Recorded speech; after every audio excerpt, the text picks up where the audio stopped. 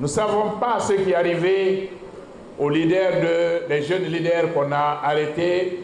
Je veux parler de Funeke Mangué et ses compagnons. Je veux en parler aujourd'hui parce que simplement, nous ne savons pas pourquoi ils sont arrêtés. Nous sommes dans un pays organisé. Ce que nous souhaitons, c'est de mettre l'état de droit en Guinée. Quand on arrête des citoyens, ça doit se faire de la meilleure manière. Nous avons convenu qu'il y a la police et la gendarmerie qui sont chargés de suivre la vie politique et la vie sociale dans notre pays et qui sont à même d'exercer.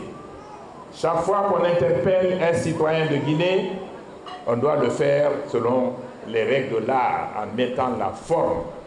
Mais quand les gens sont kidnappés la nuit et qu'on les amène dans des endroits de destination inconnus, cela doit nous inquiéter. Cela doit vous inquiéter tous. Nous nous demandons au gouvernement. Nous ne sommes pas un parti de la violence.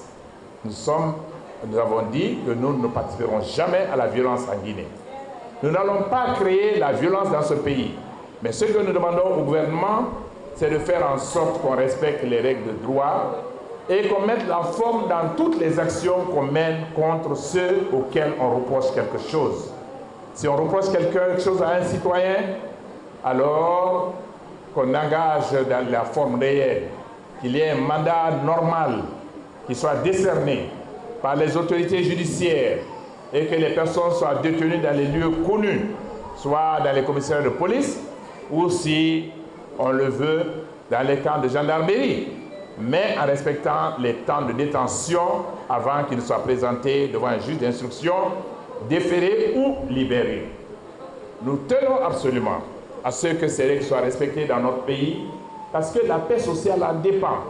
Chaque fois que des responsables disparaissent et qu'on les met en prison sans jugement et qu'on se demande où ils sont, ça crée un motif d'insatisfaction des populations. Le pays n'a pas besoin de cela. Nous avons besoin de paix pour conduire cette transition dans la paix, pour arriver à la fin de la transition et qu'on ait des élections apaisées. Mais s'il y a des actions qui peuvent ternir l'image de la transition, nous devons tous travailler ensemble avec le gouvernement afin de corriger ces erreurs et faire en sorte que notre pays prenne le bon chemin, que nous puissions vivre dans la paix, parce que tout ce que nous voulons pour notre pays, si nous voulons transformer la Guinée, si nous voulons mettre fin au paradoxe guinéen, cela ne peut se faire que dans la paix. S'il n'y a pas la paix dans le pays, rien ne sera possible. Et nous n'avons pas le droit de plonger notre pays dans des troubles. Nous n'avons pas le droit.